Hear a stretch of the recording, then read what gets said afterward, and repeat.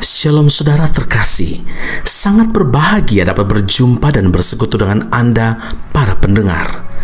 Kita dapat merenungkan isi hati Tuhan, berdoa dan memuji Tuhan bersama dalam Bread of Life audio saat ini. Mari kita siapkan hati kita untuk masuk dalam hadirat-Nya saat ini juga.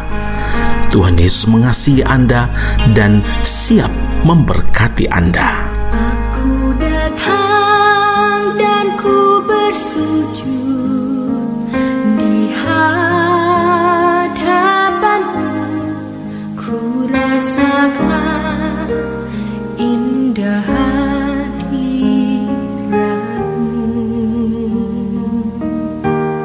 Telah ku buka mata hatiku dan seluruh untuk ku nikmati firman-Mu. Firman-Mu yang kuasa untuk mengubah sikap hati. Firman-Mu yang tegakkan di saat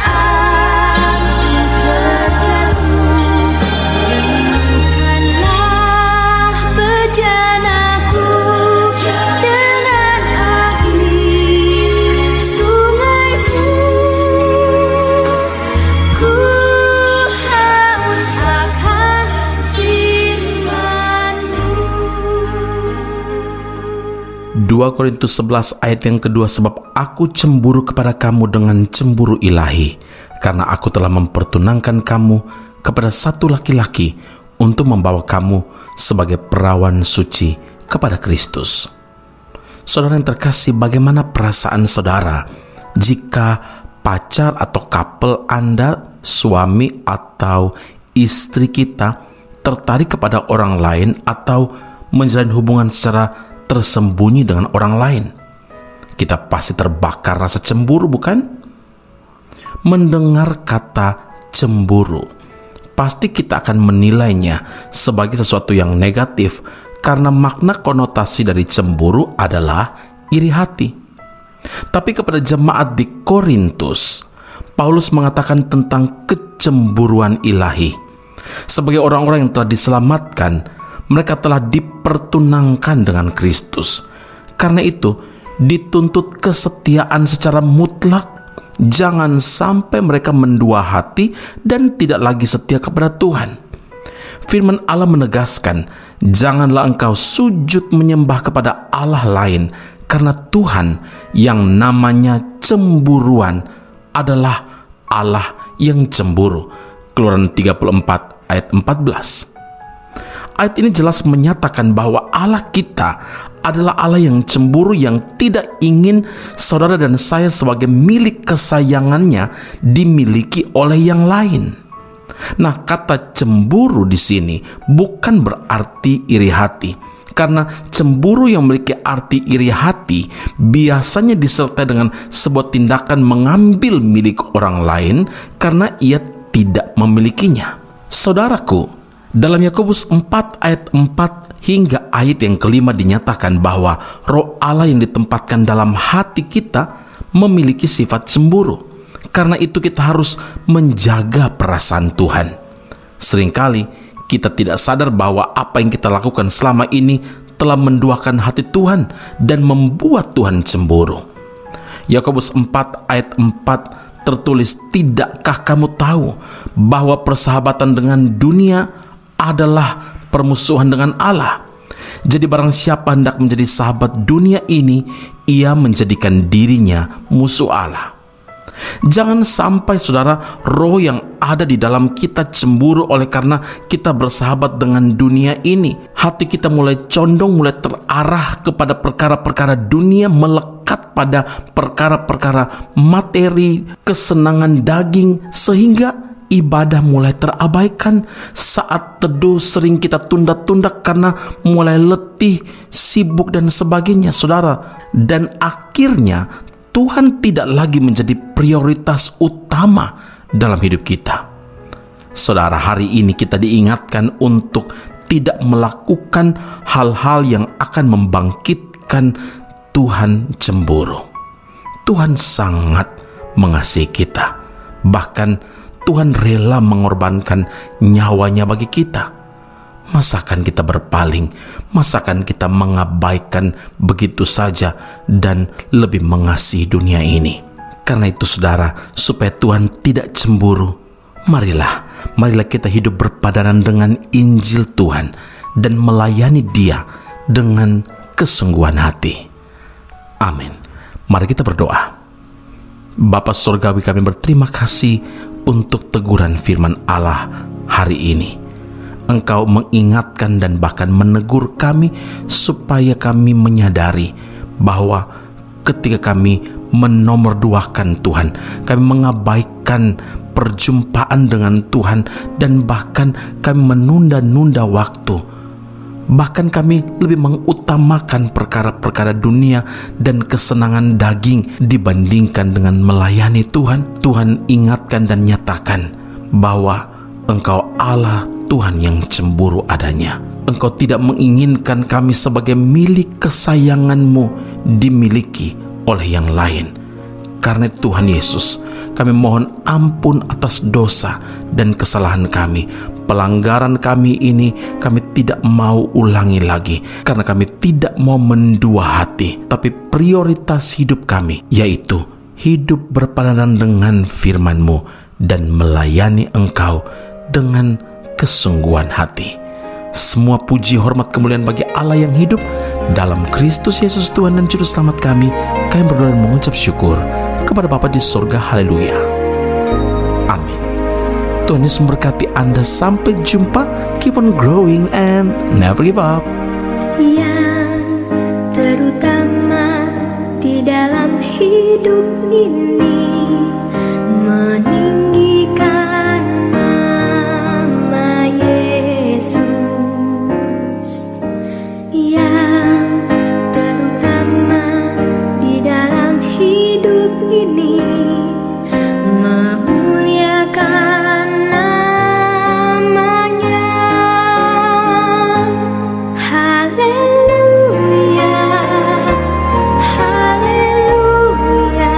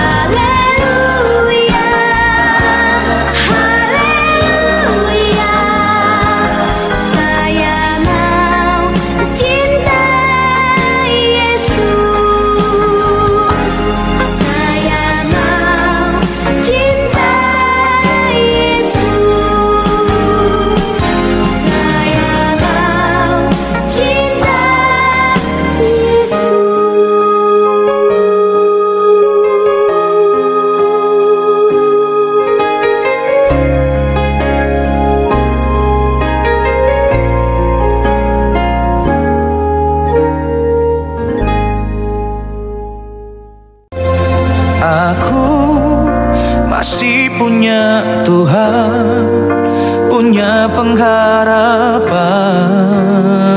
Pendengar Bread of Life audio yang terkasih, kami memuji dan memuliakan nama Tuhan untuk setiap doa-doa yang kita naikkan bersama dan yang telah Tuhan jawab dengan cara yang ajaib. Tetap berharap dan andalkan Tuhan, karena janjinya pasti tergenapi dalam kehidupan setiap anak-anaknya yang berharap dan bersandar padanya. Saat ini, tim doa bola Bread of Life audio telah berganti nomor telepon ke +60103112 Sekali lagi 01103112 Anda dapat mengirimkan perkara-perkara doa, bahkan kesaksian-kesaksian, pertolongan demi pertolongan Tuhan melalui nomor telepon tersebut. Dan juga bila Anda ingin menerima Bread of Life audio langsung dari tim kami, maka silakan tinggalkan nomor telepon Anda dan kami segera melakukan follow up. Kami berdoa kasih setia Allah melimpah dalam kehidupan Anda saat ini sampai Maranatha, Tuhan Yesus datang menjemput setiap orang saleh di awan yang permai. Tuhan Yesus memberkati Anda. Punya pengharapan,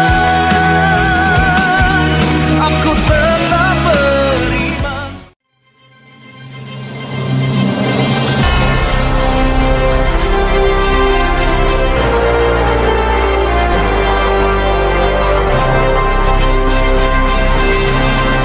Esra Soru Bible Class Malaysia dan Indonesia segera dibuka untuk semester kedua. Subjek atau mata kuliah yang akan diterima: Doktrin Allah, Hermeneutika, Kristologi, Pneumatologi, Homiletika, Eskatologi, Bibliologi, dan beberapa subjek atau mata kuliah lainnya. Kelas akan dilakukan secara online dengan menggunakan aplikasi Zoom. Untuk informasi lebih lanjut dan pendaftaran, sila hubungi 017 7923 798. Sekali lagi 017 7923 798. Jangan lewatkan kesempatan ini. Tuhan Yesus memberkati Anda.